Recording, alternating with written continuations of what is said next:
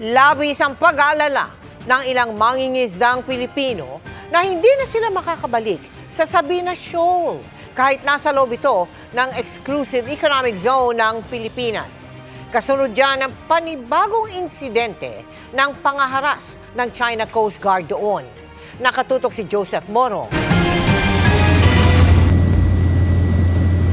Mula sa Quezon, Palawan, mangingisda sana ang grupo ni Arnel sa Sabina o Escoda Shoal pero ito ang tumambad sa kanila. Mga taga-China Coast Guard na humarang sa kanila na makapasok sa bahura kahit nasa loob ito ng Exclusive Economic Zone ng Pilipinas. Dinikita na raw ang kanilang bangka hanggang sa tuluyang maitaboy. Nangyari ito noong October 12.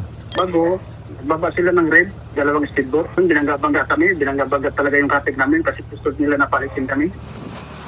Hindi raw bababa sa 15 mga barko ng China ang nandoon. Ang laki-laki ng species namin, hindi kami doon talaga, hindi kami nakapasok doon dahil yun na talaga. Ayaw na talaga papasukin daw sa kanila na daw. Wala kami nakitang barko sa Sabina, Pilipinas. Chinese Coast Guard lang po lahat doon. Ang Sabina o Escoda Shoal ay nasa loob ng Exclusive Economic Zone ng Pilipinas dahil 140 kilometers lamang ang layo nito mula sa Palawan. Sinubukan itong bantayan ng Philippine Coast Guard sa pamamagitan ng paglalagay ng BRP Teresa Magbanwa para magbantay doon. Pero noong Setyembre, ipinulaut ito dahil sa kalagayan ng mga crew nito, kawalan ng pagkain at masamang panahon. Kasunod rin ito ng dialogo sa pagitan ng Pilipinas at China. Nag-aalala ngayon ang mga mangingisda tulad ni Arnel kung makababalik pa sila sa Sabina Shoal. Nanawagan po ko sa gobyerno natin na sana makita naman nila ang mga pinanggagawa ng mga hindi naman taga rito. Sa atin naman yung lugar na yan.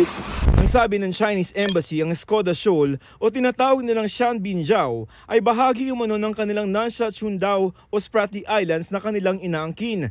Ayon naman kay AFP Western Command Commander Vice Admiral Alfonso Torres Jr., iimbestigahan nila ang pangyayari. Tiniyak din niyang palaging nasa West Philippine Sea ang Westcom at agaran daw aaksyonan ang mga ganitong insidente. Para sa GMA Integrated News, Joseph Morong, nakatutok 24 oras.